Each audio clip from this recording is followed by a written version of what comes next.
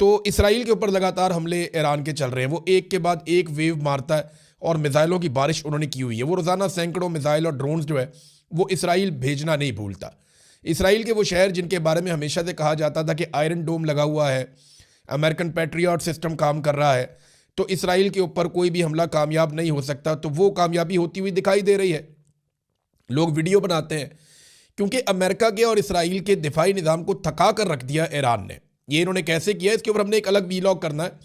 मैं एक वीलॉग कर रहा हूं कि ईरान ने अपना पूरा का पूरा मिसाइल्स का स्ट्रक्चर क्यों बनाया, ईरान ने एयरफोर्स क्यों नहीं तैयार की, ईरान ने बाकी महाजों के ऊपर इतना काम क्यों नहीं किया, उसने मिसाइलों पे, ड्रोन्स पे, इन चीज़ों पे तवज्जो क्यों दी और उसकी ये हिकमत अमली क्यों कामयाब है। इसके पीछे बड़े बड़े हीरोज़ कौन थे जिन्होंने ईरान के लिए ये काम किया, जो ईरान के लिए हीरोज़ हैं। इस पर एक अलग वीलॉग करेंगे, बड़ी तफसीलात हम इकट्ठी कर रहे हैं, आपके सामने रखेंगे। अब इसराइल के ऊपर लगातार हमले हो रहे हैं। इसराइल की जो अहम तरीन बिल्डिंग्स हैं, उनके जो सरकारी दफातर हैं, वो सारे खाली हैं और उनको ईरान एक एक करके तबाह कर रहा है। और ये इंफ्रास्ट्रक्चर का एक बहुत बड़ा नुकसान है जो इसराइल को होने जा रहा है। इसराइल की बहुत सारी ऐसी साइट्स जहाँ उन्होंने बहुत इन्वेस्टमेंट की है, उनको भी ईरान तबाह कर रहा है, जबकि रोकने का खर्चा बहुत ज़्यादा है। ईरान के मिसाइल को जब रोका जाता है तो उसका खर्चा बहुत ज़्यादा है। ईरान के ड्रोन को जब रोका जाता है तो उसका खर्चा बहुत ज़्यादा है। इसराइली शहरियों की हालत इस वक्त ये है कि वो बंकर्स के अंदर चले गए हैं, तहखानों के अंदर उनको भिजवा दिया गया है। कुछ लोगों ने अपने प्राइवेट बनाए हुए थे, वो वहाँ चले गए। कुछ जो सरकार ने बनाए हुए हैं बहुत बड़े बड़े बंकर्स, वो वहाँ चले गए हैं तहखानों में। अब वो वहाँ पे जहनी मरीज बनना शुरू हो गए हैं। वहाँ से इतलात ये आ रही हैं कि लोग उकता गए हैं जंग से, जिस तरह के धमाके हो रहे हैं और जैसी तबाही की खबरें इन बंकर्स के अंदर पहुँच रही हैं।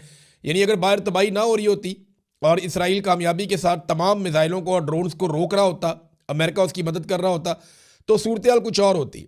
देखिए ना, अब अमेरिकी इस खित्ते से जान बचाकर भाग रहे हैं। 10,000 अमेरिकी खलीजी ममालिक से और इसराइल से निकलकर वापस जा चुके हैं अब तक की इतला के मुताबिक।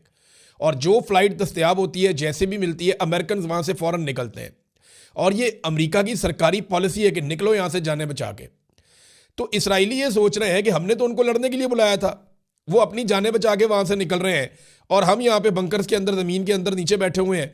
तो अब खतरा और खौफ बढ़ता जा रहा है इसराइल के लिए, जबकि ईरान ने अभी तक अपने वो हथियार इस्तेमाल नहीं किए जो उनके बहुत ख़तरनाक हथियार कहलाते हैं। मिसाल के तौर पर ईरान की वजारत दिफा का एक स्टेटमेंट आया। उन्होंने कहा कि हमने अभी तक अपने जदीद तरीन हथियार इस्तेमाल नहीं किए।